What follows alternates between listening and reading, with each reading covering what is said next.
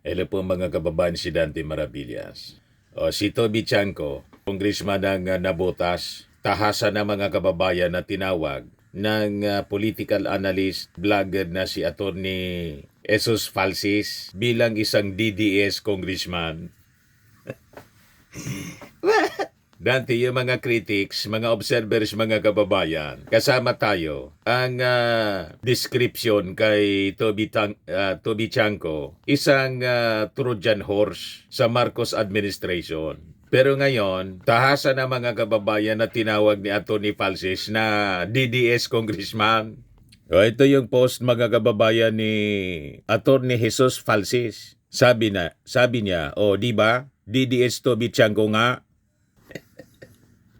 Pakita niya, Mr. Maravillas, tasa ng tinawag na DDS congressman. Sinabi kasi ni Toby Chanco sa interview na willing daw siya na mag-testify sa impeachment complaint laban sa ating Pangulong Bongbong Marcos. Ano niya, Mr. Maravillas, ang nangyari? Yun na nga po ang pag-uusapan natin ngayon. Ito yung report ng Politico News. Sabi rito, Navotas City Representative Toby Chanco said he is willing to testify in the impeachment complaint against President Ferdinand Marcos Jr. over alleged corruption in flood control projects. Nakita na ninyo? So ano niya, Mr. Maravillas, si Toby Chanco? Tuluyan nang humiwalay, tulad ng kanyang banta. Hindi pa man po umihiwalay. Nagpapangga pa rin, mga kababayan na supporter ng ating Pangulong Bongbong. Kasi, di ba, siya nga yung ginawa ng ating Pangulo na campaign manager ng alyansa. Na imbis manalo yung alyansa, natalo. Marami yung natalo, mga kababayan, sa mga candidates ng alyansa. Para nga nangyari sa butahe, pinabayaan po sa Mindanao. Binigay sa mga senatorial candidates ng PDP Laban. Hindi nangampanya doon, mga kababayan, yung alyansa. Ito, bilang campaign manager ng alyansa, sabi rito, malinaw ang output, 5 lang ang nanalo sa administration ticket sa Senado. Hindi pinunduan at hindi prioritize ang Mindanao. Hindi pinunduan at hindi prioritize at unang beses natalo sa kasaysayan ang admin ticket sa BARM. Yun ang nangyari, mga kababayan. Courtesy ni Toby Chanco. Nagtiwala yung ating Pangulo. Ang lumalabas, hinudas yung alyansa. Kaya ang sabi dito, di ba? DDS si Toby Chanco? DDS Toby Chanco nga. Sabay tawa mga kababayan ni Atty. Jesus Falsis. Dito sa post ng Politico News nang sabi si Toby Chanco, mga kababayan, titistigo sa impeachment complaint laban sa ating Pangulo. Sabi ni Atty. Falsis, Tweety Bird says, Toby Chanco will still pretend to be pro-Marcos by just testifying that Marcos knew about the flood control insertions. Pero pinagalitan na niya allegedly sina Speaker Martin Romualdez and Saldico. But closeted DDS congressmen will use Toby Chanco's testimony to charge PBBM with gross inexcusable negligence or complicity since he knew but did not do anything about it until it was too late. Toby will let other congressmen take the hit for voting in favor of the impeachment complaint while Toby remains neutral as a witness. Of course, sabi po ni Atty. Jesus Falsis, the DDS won't have the magic number of 106 congressmen to impeach BBM. But closet DDS Toby and others will try. So yan po yung post ni Atty. Falsis. Natahasan na niya pong pinangalanan tinawag si Toby Chanco bilang isang DDS congressman. Yun naman talaga po ang lumalabas. From Trojan horse, mga kababayan, to a closet DDS congressman. May patago-tago pa rin. Pero naalata na po. Ako tingin ko, alam na ng ating Pangulong Bongbong Marcos. And I think, siyempre, didistansya na yung ating Pangulo. Dahil sa paglalaro, mga kababayan, ni Toby Chanco. Yan, malinaw po ang kanyang pinapaywatig. Toby Chanco ready to testify in Marcos impeachment. Yung impeachment laban sa ating Pangulo, kasado na daw. Sabi, kasado sa February 2. Sabi pa ni Toby Chanco, inhibiting from House impeachment voting to benefit Marcos. So ngayon, sabi ni Atty. Falces, binanatan niya si Toby Chanco for posing as anti-corruption crusader. Sige pa interview po ni Toby Chanco sa mainstream media. Bilyonaryo nyo sa ANC, posing as anti-corruption crusader. Pero abang nagpo-post siya na anti-corruption crusader, ang daming mga questionable, mga kababayan na project sa kanyang distrito.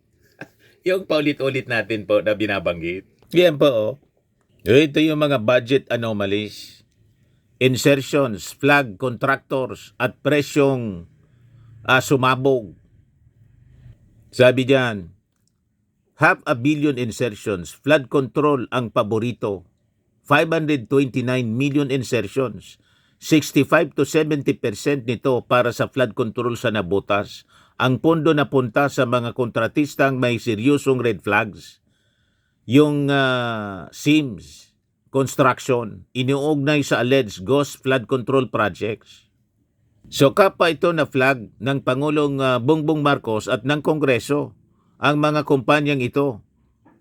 So ang tanong na ngayon kay Toby Chanco, kung champion siya sa reforma at transparency, bakit dito napupunta? Paulit-ulit na napupunta ang pondo ni Toby doon sa mga construction company na na-flag na po ng ating Pangulo. Yan ang malaking katanungan.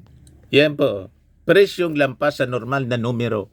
2023 to 2025, yung nabotas tumanggap ng 5.97 billion para sa 155 projects. 4.19 billion or 70% flood control siya.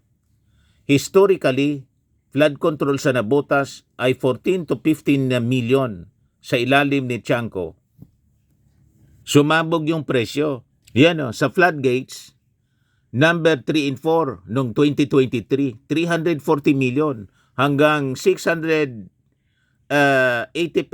above normal na lumalabas. Yung dalawang pumping stations, Phase 6 noong 2023, 260 million. Or lumalabas 420% above normal. Or above norm o the usual, mga kababayan. Yan malinaw ang records po. Ang data. Ano pa?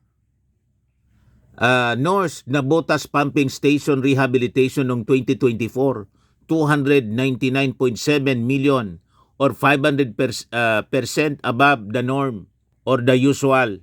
So yung Bangkulasi Pumping Station completion noong 2025, 250 million or 400% above the norm. Multi-purpose housing building noong 2025, 200 million or 4 times to 10 times ng comparable city projects.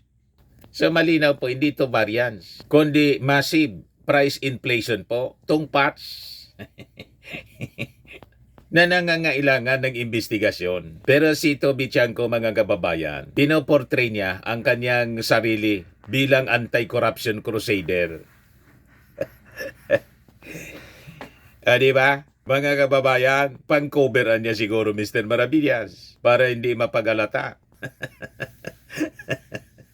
Alatado na po, mga kababayan, pati yung kanyang pagoda sa administrasyon. Simula pa nung kampanya. At ngayon ang sabi, mga kababayan, handa siyang tumistigo laban sa impeachment. Sa impeachment laban sa ating Pangulong Bongbong. So anong ibig sabihin yan? Di ba? O di ba, sa transparency check, mga kababayan, sa sumbong sa Pangulo, 34 lang sa 87 flood control projects. 838.97 million ang nakalista. Lumalabas, mahigit 60% ang wala. Halimbawa, ang 250 million Bangkulasi pumping station man lang reflected online.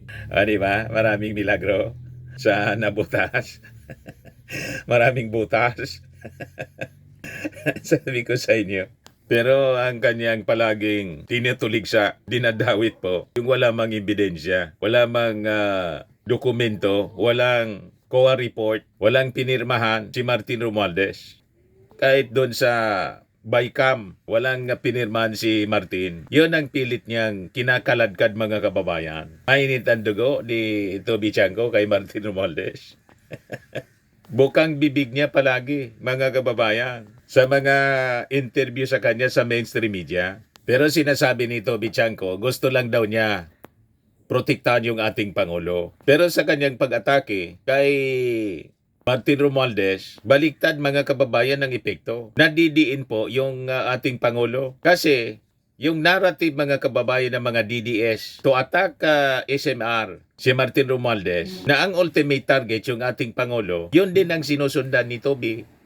Kaya hindi mo masisisi, mga kababayan, kung tawagin na siya na isang DDS congressman ni Atty. Falsis.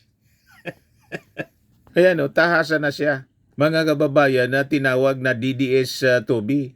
O di ba? DDS Toby Chanco nga, sabi ni Atty. Falsis. Kasi kung ano yung ginagawa ng mga DDS, ito na ngayon ang ginagawa ni Toby Chanco. Pero posing as anti-corruption crusader, protecting the president. Malalim yung laro ni Toby Chanco, mga kababayan. Pero sabi nga, gaano man kalalim yung laro ni Toby Chanco, booking na siya, mga kababayan, sa Marcos administration. Malinaw pong DDS si ever since itong si Toby Chanco, hindi nga po pumirma sa impeachment complaint laban kay Sara. At malamang, lalo na ngayon, sa pag-refile mga kababayan ng impeachment laban kay Sara, after na mag-lapse yung 1-year bar rule sa February 7. Pero in-announce na niya, handa daw siyang tumistigo sa impeachment complaint against President Marcos over alleged corruption in flood control projects as reported ng Politico News. O, di ba? Natanggal na yung maskara ni tuluyan nang nalaglag yung maskara ni Toby. Malinaw na malinaw, mga kababayan.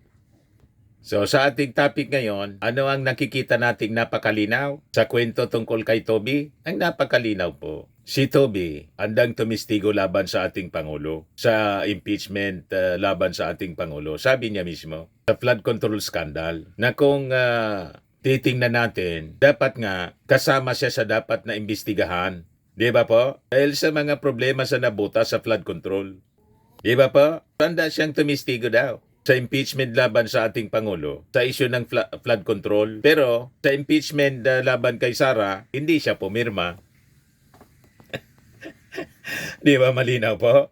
So dapat, mga kababayan, bago ang anumang grandstanding sa Kongreso, sa Senado, ang dapat pong unang silipin yung distrito ni Chanco. Tama po. Ayan man lang ang ating short video ngayon. Ako po si Dante Maravillas. Bye-bye po. God bless.